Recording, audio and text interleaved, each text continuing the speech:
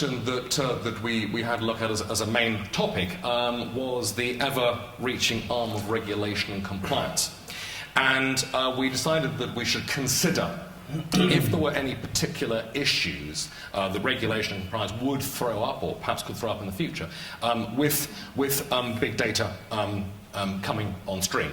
And David, I'd like to start off with you on this, please, if we could. And I think particularly we discussed disaster recovery and security, which maybe you'd like to comment on. Sure, no, absolutely. I think that, and again, I think from the insurance industry specifically, obviously you know some of the requirements far greater than someone coming from the network perspective. But obviously what we see with our large customers and the applications that are being maintained now, obviously business continuity and disaster recovery is very important. So data is being stored offsite, it's being stored potentially in the cloud, and in order to continue to maintain that data and have it available to your employees or yourselves, obviously it's about the connectivity to maintain synchronous databases, et cetera. It just requires, you're going to have to make sure your data is robust and is protected and it's secure, et cetera. And then the network is a key component of making that then not just something that's sitting in a storage tape in a filing cabinet in a safe somewhere, but actually is part of what you do day in, day out, and really is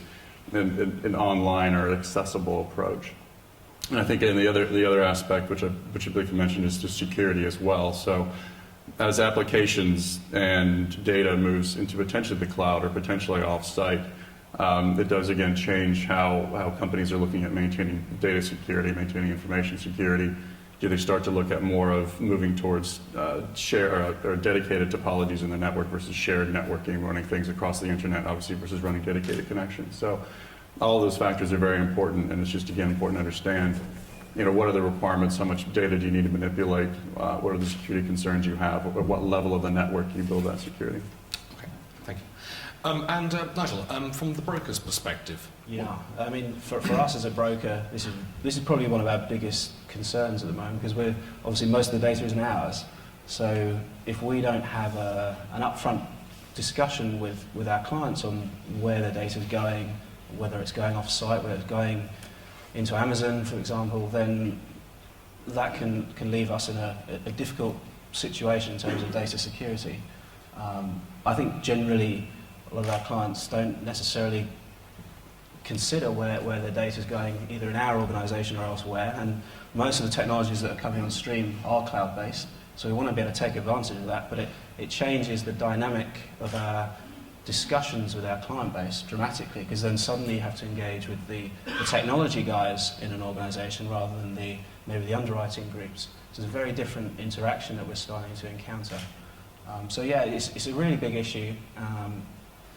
Most of the time, if you can rationalise the type of data and where it's going, obviously sensitive or personal sensitive information, you want to make sure you're keeping on site. There will be data that you can quite happily put on the cloud, but you need to be able to inform people and be transparent about what you're doing.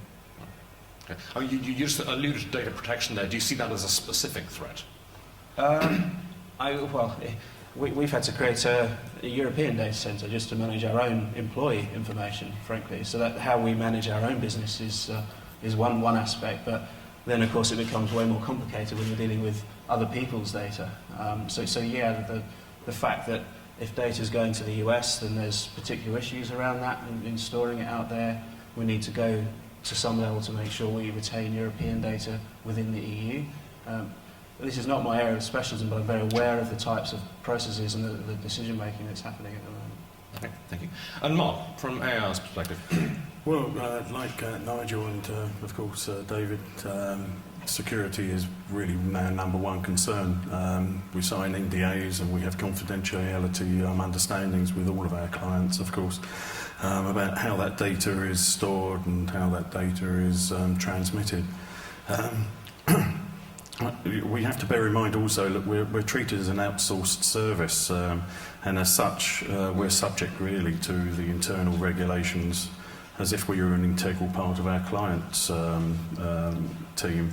So it's all part of sort of continual monitoring and control in terms of being able to comply with that regulation. But above all really, it's building that trust and confidence as well with our clients. To ensure that they feel comfortable with us in looking after